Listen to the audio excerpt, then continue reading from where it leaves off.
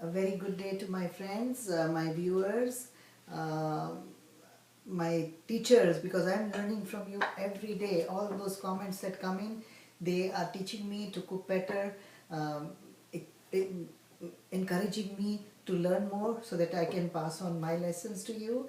And greetings for the new year to you and to your family. And I wish you everything good and a little more time in the kitchen. Especially, once again, when I speak mostly to my younger generation, my children, who I think can definitely take a little more time out of their busy schedules to make sure that they eat well, eat good and eat pure, and there is no substitute uh, from outside for a home cooked meal. Without further delay, let's get back to our home cooked meal. A new recipe for today. We're going to do chicken. I have done chicken Seekh Kebab before. I'm going to give you a different recipe for everything that we cook, for lasagna, for pasta, for any kind of curry, gravy, rice. There is so many versions out there. So I know those of you who have seen the chicken kebab recipe, the Seekh Kebab, would think that I'm doing it again, but this is different. It's a different recipe with different ingredients. So we're going to call it new, quick and easy chicken Seekh Kebab. Let's start. This is the chicken minced chicken. This is 1 pound, half a kilo or 1 pound of freshly minced. Try not to use out of the freezer because it becomes watery and a little more difficult to handle for this recipe. And this is egg, half a beaten egg. I beat the full egg and then I kept half for later. If you put the whole egg, it becomes very watery and difficult to handle. The most important thing about this is to be able to handle. The other ingredients, there is two big teaspoons of oil in there, just any cooking oil. There is a flat teaspoon of salt.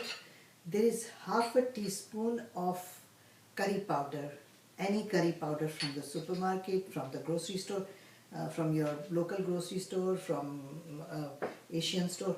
And this is white pepper powder, half teaspoon of white pepper powder, and a flat teaspoon of zeera white cumin powder. Zeera powder, white cumin powder, it's the same. And before we go further, let me just add this to the. This is what we are going to add to our egg here. Half an egg, I repeat.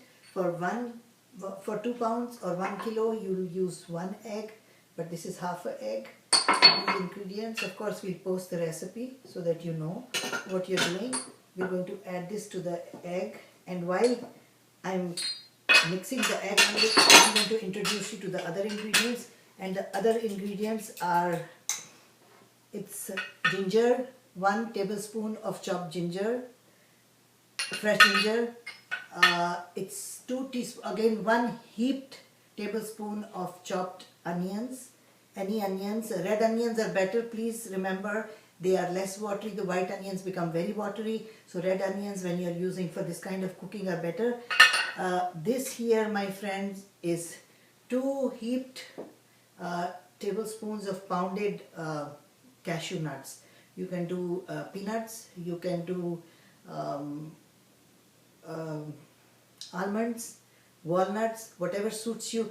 And some of you cannot take nuts. I'd go with the hemp seed, I'd go with pounded chia. Try, experiment, you can do anything, which has a nutty flavor, do a substitute.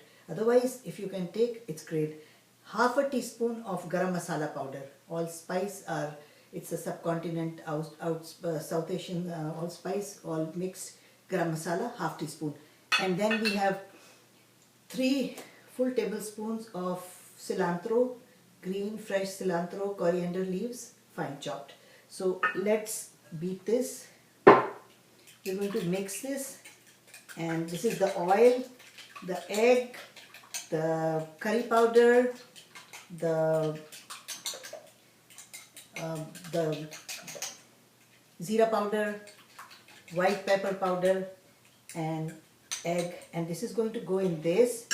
And those of you who like it spicy, What I do is, to half of this I add chili powder, crushed chili, any kind of chili, and make it more spicy.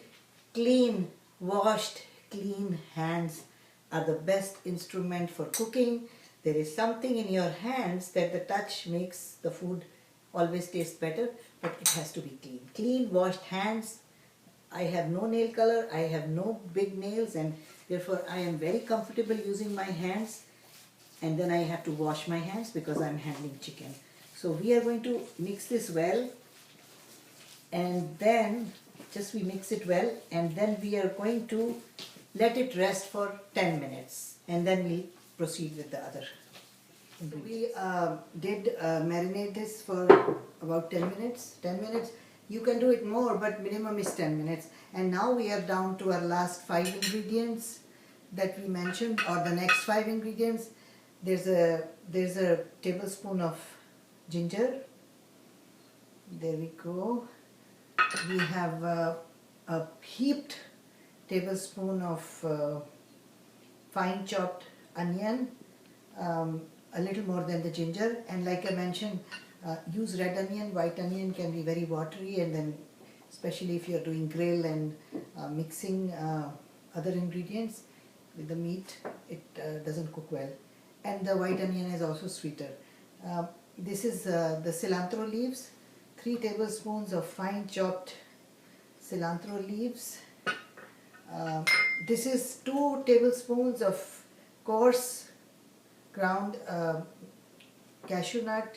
You can, like I said, you can substitute a half teaspoon of garam masala powder. And now we're going to again washed, cleaned hands, and we're going to mix this. Now, when you are mixing things like that, especially when you're doing meat and ground meat, minced meat, always keep a little oil and water with you. And also for the purpose of making our kebabs, because I don't want to over oil our dish, I mix a little water and a little oil. And I'm going to use this too, and we are going to throw that, discard that once we are done with this recipe. But what we do is we mix this well. We mix it really well to make sure the ingredients have all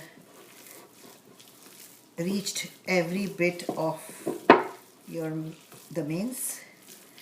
And once again, this is 1 pound of ground chicken, and freshly ground. If you put it in the freezer and take it out, it's not going to be so dry and so easy to handle. So, but in the event you are stuck and you have only frozen minced chicken, then the best thing to do is once it's defrosted, leave it in a strainer for at least an hour or 2, so that the extra water would gradually drip out. And it does. Just leave it for a couple of hours. There you go. Now these are skewers. As you can see behind me, I have a little grill there.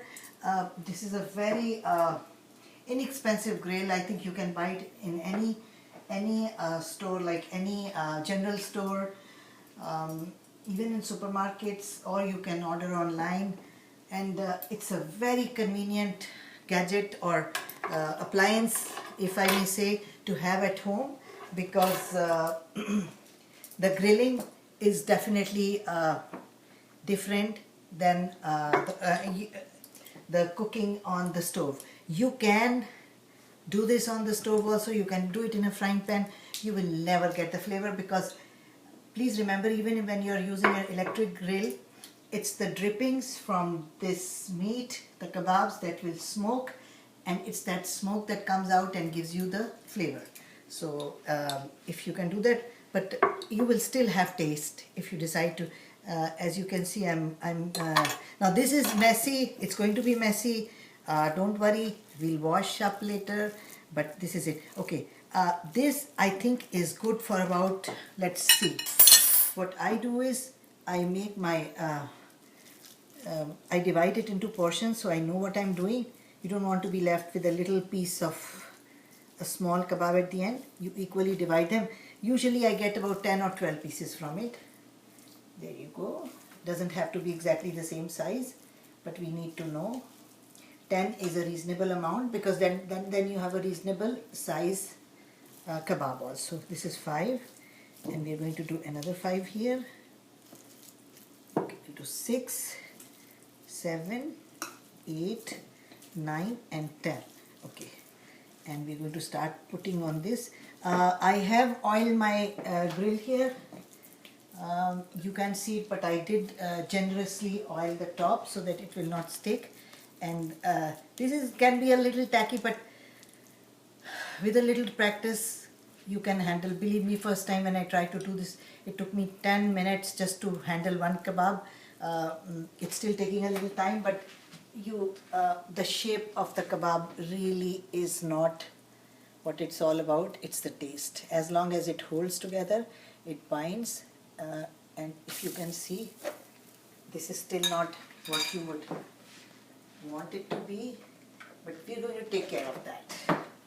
We're going to take care of that. We're going to just do a little moving around, and we're just going to roll it a little, and there you go. The purpose behind using this, even if you're using a frying pan, is that little line, the little hole in the kebab will help cook it better. It cooks better evenly.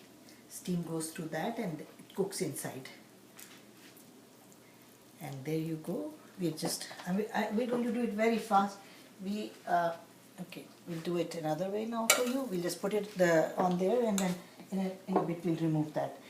So as you see, this is mixed. This is water and oil both. I can use oil. It'll be easier to handle. It'll be more convenient. But then I'm using so much more oil than is necessary. We already have oil in our kebab, and that's more than enough. So there you go. That's our third kebab, and we're going to do a fourth one, and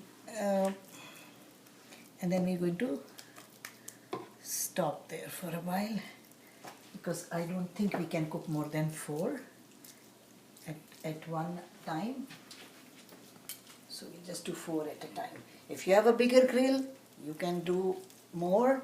If you're doing it outdoors,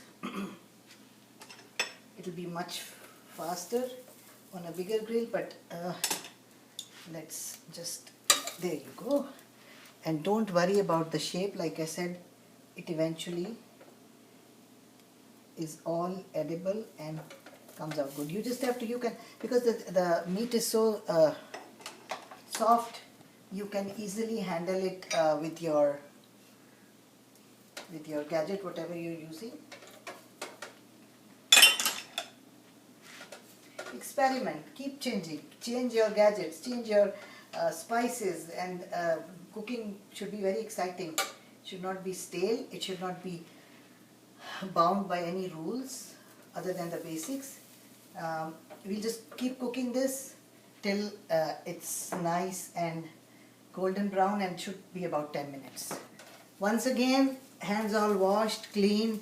Every time you handle that first marinade, you wash. Before that, you wash. Second marinade, you wash. And after you put the kebabs on the skewers, don't think that since you're handling them, your hands can... No meat, no piece of meat, no speck of meat should dry on your hands. It's not good for your health.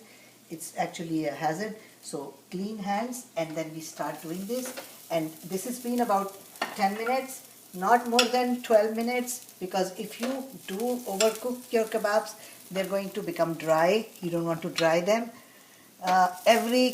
Anything that is uniform, identical, has to come out of a factory, a manufacturing plant. We are just making home cooked meals, so every shape is different, but every kebab is equally delicious. This is our serving suggestion for your kebab. And remember the eggplant burani, or the eggplant raita we did.